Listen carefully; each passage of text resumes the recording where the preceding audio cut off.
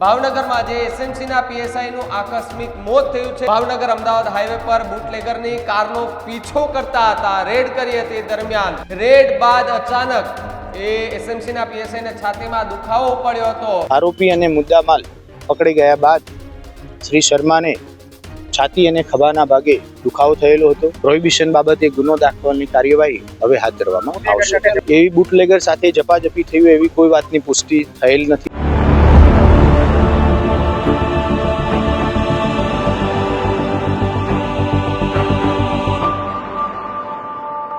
નમસ્કાર, આપ જોઈ રહ્યા છો ન્યૂઝ રૂમ અને આપની સાથે હું છું ભાવિક।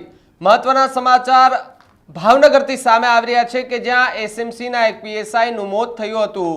એ મોતને પગલે અત્યારે ચકચાર મચી જવા પામી છે આખી ઘટનાને લઈને કે જ્યારે રેડ કરી હતી એ દરમિયાન અચાનક એસએમસીના એ પીએસઆઈને છાતીમાં દુખાવો થાય છે ને છાતીમાં દુખાવો થતાની સાથે જ એ પોતે હોસ્પિટલ પહોંચે છે। હોસ્પિટલ પહોંચતાની સાથે જ સારવાર મળે પહેલા જ એમનું કરુણ મોત થતાની સાથે જ પરિવાર અને પોલીસ બેડામાં પણ ખળબળાટ મચી ગયો હતો। સાથે સાથે ભાવનગરમાં જે એસએમસીના પીએસઆઈનું આકસ્મિક મોત થયું છે તે મુદ્દાને લઈને પીએસઆઈ સચિન શર્મા છે તેમનું આજે સવારે મોત થયું છે।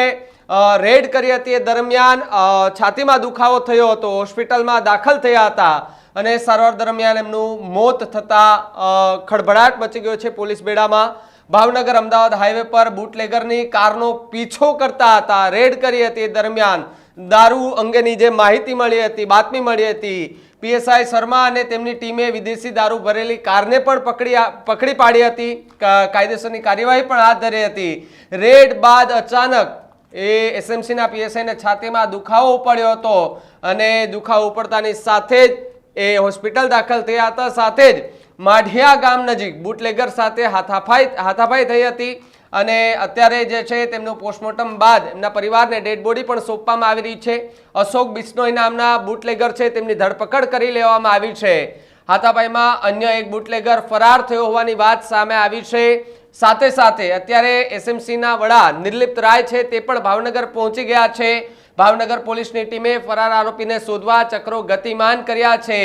જે પ્રમાણે દ્રશ્યો સામે આવી રહ્યા છે કે જ્યાં બનાવના પગલે એસએમસીના વડા નિર્લિપ્ત રાય ભાવનગર પહોંચી ગયા છે। ભાવનગર પહોંચતાની સાથે જ એમણે પણ તેમના પરિવારજનો છે તેમની સાથે વાત કરી છે। સવારે આક્રંદ સાથે એમના પરિવારજનો કે આંખમાં આંસુ દેખાતા હતા, પોલીસની આંખોમાં પણ એ આંસુ દેખાતા હતા કારણ કે એક એસએમસીના એક પીએસઆઈને ગુમાવ્યા છે પોલીસે અને ભાવનગરમાં જે એસએમસીના પીએસઆઈનું જે આકસ્મિક મોત થયું છે મામલાને લઈને હવે નિર્લિપ્ત રાય છે એસએમસીના વડા એ પણ ત્યાં પહોંચ્યા છે ને જે પ્રમાણે એક જે બુટલેગર છે તેની જે બાતમી મળી હતી તેની ધરપકડ કરી લેવામાં આવી છે। અન્ય જે ફરાર છે તેને ગોતવા માટે પોલીસે પણ ચક્રો ગતિમાન કરી દીધા છે। અપડેટ જે છે તે સતત ભાવનગર પોલીસ છે તે સતત મેળવી રહી છે। સાથે સાથે જે અન્ય સમાચારો જે સામે આવી રહ્યા છે તેને લઈને કે ભાવનગર અમદાવાદ હાઈવે પર જે બુટલેગરની ગાડી હતી તેનો પીછો કરતા હતા તે દરમિયાન અને પછી એમને અચાનક છાતીમાં ઉપડે છે, છાતીમાં દુખાવો ઉપડે છે ને દુખાવો ઉપડતાની સાથે જ હોસ્પિટલમાં પણ જાય છે, સારવાર ચાલતી હોવાની વાત સામે આવી હતી અને અચાનક એમને હાર્ટ એટેકની વાત અત્યારે સામે આવી રહી છે કે હાર્ટ એટેક આવ્યો હોવાની વાત સામે આવી રહી છે અને ભાવનગરમાં જો જઈએ તો તેમને ત્યાં પોસ્ટમોર્ટમ પણ કરાવવામાં આવ્યું છે અને ડેડ બોડી છે તેમને પરિવારને અત્યારે સોંપવાની તજવીજ જે છે તે હાથ ધરવામાં આવી છે। એસએમસીના વડા નિર્લિપ્ત રાય સહિતના અધિકારીઓ જે છે તે ભાવનગર પહોંચ્યા હતા અને એમના પરિવારજનોને પણ મળવાની જે વાત છે તે પણ સામે આવી રહી છે। આ આખા મુદ્દાને લઈને પોલીસ શું કહી રહી છે આવો સાંભળીએ। આજ રોજ વહેલી સવારે સ્ટેટ મોનિટરિંગ સેલના પીએસઆઈ શ્રી શર્મા એક બાતમી આધારે કિયા ગાડીનો પીછો કરી રહ્યા હતા। એ દરમિયાન અમદાવાદથી ભાવનગર નારી ચોકડી બાજુ આવતી આ ગાડી કોઈ ડિવાઈડરથી યુ ટર્ન મારી ફરી અમદાવાદ તરફ વળેલી। આ ગાડીનો પીછો શ્રી શર્મા અને એમની સાથેની ટીમના માણસો કરી રહ્યા હતા। એ દરમિયાન માઢિયાથી અમદાવાદ તરફ જતા ઓવરબ્રિજના નીચેના ભાગે આ ગાડી વળેલી હતી। આગળની બાજુ કોઈ કારણસર ગાડી ઊભી રહી ગઈ અને બંધ પડેલી હતી। શ્રી શર્મા અને સાથેની ટીમના માણસો આરોપીને પકડવા જાય એ પહેલા ગાડીમાં બેઠેલા બે આરોપીઓ ભાગી છૂટ્યા હતા, જેમાંનો પીછો કરી એક આરોપી અશોક બિશ્નોઈને પકડી લેવામાં આવેલો છે. આરોપી અને મુદ્દામાલ પકડી ગયા બાદ શ્રી શર્માને છાતી અને ખભાના ભાગે દુખાવો થયેલો હતો. સ્થાનિક ડૉક્ટરને બતાવી બ્લડ પ્રેશરની તકલીફ હોય એવું જણાઈ આવતા સાથેના પોલીસ કર્મચારી શ્રી શર્માને ભાવનગર ખાતેની બિમ્સ હોસ્પિટલ ખાતે લઈ આવવામાં આવેલા હતા. ભાવનગર જિલ્લાના પોલીસ અધિકારીઓ પણ તાત્કાલિક હોસ્પિટલ પહોંચી ગયેલા હતા. આઈસીયુના ડૉક્ટર દ્વારા તાત્કાલિક સારવાર શરૂ કરવામાં આવી. તમામ પ્રયત્નો કરવા છતાં પણ દુર્ભાગ્યવશ એસએમસીના પીએસઆઈ શ્રી શર્માને ડૉક્ટર બચાવી ન શક્યા અને એમનું મૃત્યુ થયેલું છે. જ્યારે મુદ્દામાલ અને આરોપી પકડાયા એ દરમિયાન જ રેડિંગ ટીમના પીએસઆઈની તબિયત બગડતા તાત્કાલિક એ મુદ્દામાલની ગાડી અને આરોપી પોલીસ સ્ટેશન આપી અને સમગ્ર ટીમ અત્રે આવી ગયેલી છે. પ્રોહિબિશન બાબતે ગુનો દાખલની કાર્યવાહી હવે હાથ ધરવામાં આવશે. અત્યારે હાલ જે મૃતક છે શ્રી શર્મા એમને પોતાના વતન હરિયાણા ખાતે એમની ડેડ બોડી અંતિમ સંસ્કાર માટે લઈ જવામાં આવેલી છે.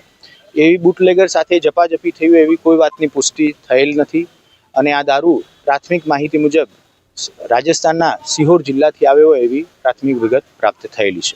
પીએસઆઈ જે છે એસએમસીના એનું નિધન થતાની સાથે જ અત્યારે નિર્લિપ્ત રાય છે તેમના ચહેરા પર પણ એ ઉદાસી દેખાઈ રહી છે, કારણ કે એસએમસીના એક બાહોશ પીએસઆઈને એ ગુમાવ્યા હોવાનું દુઃખ છે તે પણ એમના આંખોમાં દેખાઈ રહ્યું છે.